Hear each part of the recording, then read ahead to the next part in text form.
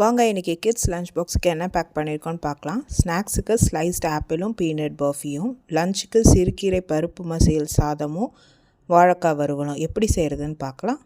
First சிறுகீரையை நல்லா clean பண்ணிவிட்டு wash பண்ணிடுங்க. லாஸ்ட்டு வாஷ் பண்ணும் போது சால்ட் சேர்த்து வாஷ் பண்ணி எடுத்து வச்சுக்கோங்க. நம்ம ஒரு பஞ்ச் கீரை யூஸ் பண்ணியிருக்கோம். ஒரு ஹெவி பாட்டம் குக்கரில் 50 கிராம் துவரம் பருப்பை வாஷ் பண்ணி எடுத்து வச்சுக்கோங்க. வாஷ் பண்ணி வச்சுருக்க பருப்போட கீரையை சேர்த்துருங்க. 10 சின்ன வெங்காயம், 10 பூண்டு, 2 பச்சை மிளகா, 2 ரஃபாக சாப் பண்ண தக்காளி, 1 இன்ச்சு புளி, அரை டம்ளர் தண்ணி ஊற்றி 6 விசிலுக்கு ப்ரெஷர் குக் பண்ணிடுங்க. ப்ரெஷர் ரிலீஸ் ஆனவுடனே நல்லா ஆற வச்சுருங்க. ஆறின கீரையும் பருப்பையும் மிக்சர் ஜாரில் சேர்த்து தேவையான அளவு உப்பு போட்டு 2-3 தடவை பல்ஸ் மோடில் அரைச்சிக்கோங்க.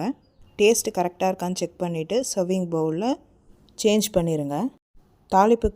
தாளிப்பு கரண்டியில் 1 டேபிள் ஸ்பூன் எண்ணெய் காஞ்ச உடனே 1 டீஸ்பூன் வடகம் போட்டு 1 காஞ்ச மிளகாய் போட்டு பொரிஞ்ச உடனே கீரையை மேலே டாப் பண்ணிடுங்க. டேஸ்டியான சிறுகீரை மசியல் ரெடி. வாழைக்காய் வறுவலுக்கு 2 வாழைக்காவை தோல் சீவி 2ஆக அதை கட் பண்ணி ஸ்லைஸ் பண்ணிக்கோங்க.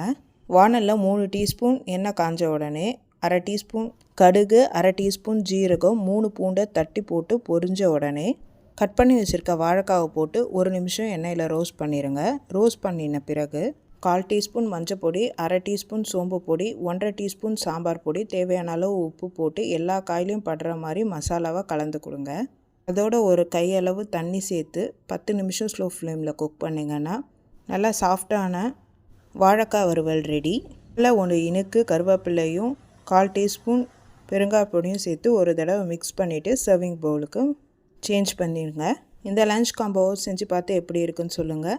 இதோடு நாங்கள் கொஞ்சம் கர்ட் ரைஸும் வச்சுக்கிட்டோம். Happy cooking, healthy living.